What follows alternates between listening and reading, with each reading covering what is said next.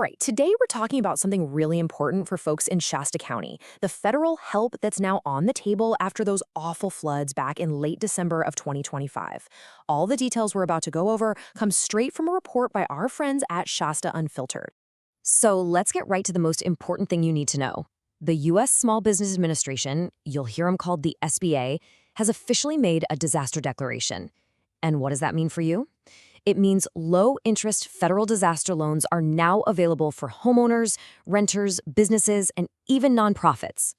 Okay, so here's how we're going to break this all down. First, we'll look back at that holiday nightmare storm.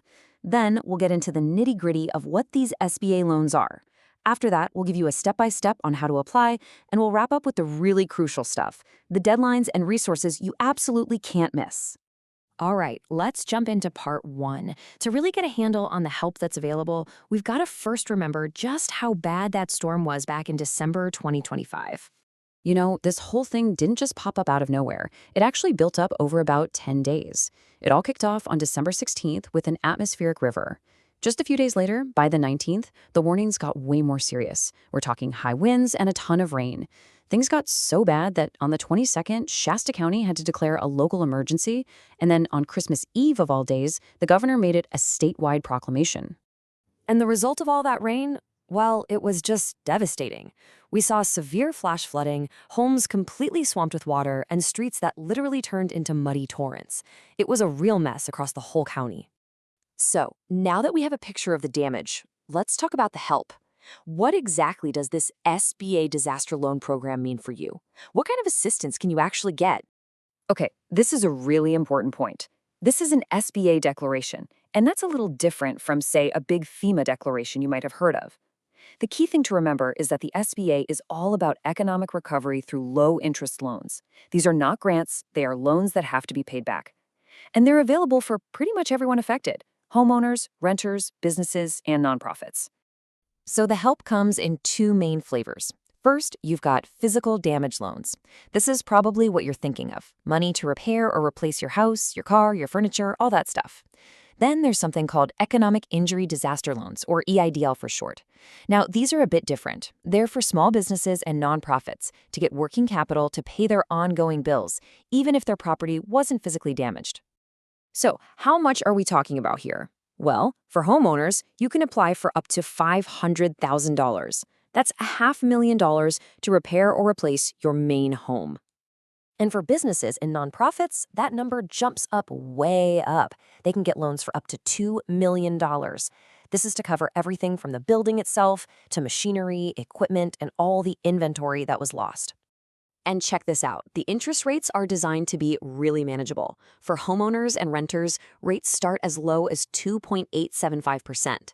For nonprofits, it's a bit higher, and for businesses, it's 4%.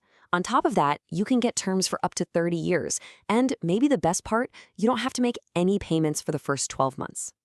All right, so we know what the help is. Now for the most important part. How do you actually get it? Let's walk through the application process step by step.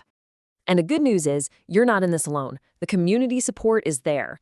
A spokesperson for the city of Redding put it perfectly, saying, "This is a critical resource for our community. We're here to support those impacted in applying for the help they need." So people are ready and waiting to help you. You've basically got 3 ways to do this, so you can pick whatever works best for you. Option 1, go in person to the Disaster Loan Outreach Center at Redding City Hall. Option 2, do it all online at sba.gov/disaster. Or option 3, just pick up the phone and call the SBA directly. So if you're someone who likes to talk to a real person face-to-face, this is for you. The Disaster Loan Outreach Center is right at Redding City Hall. That's 777 Cypress Avenue. They're open on weekdays 8 a.m. to 5 p.m., and you can just walk right in.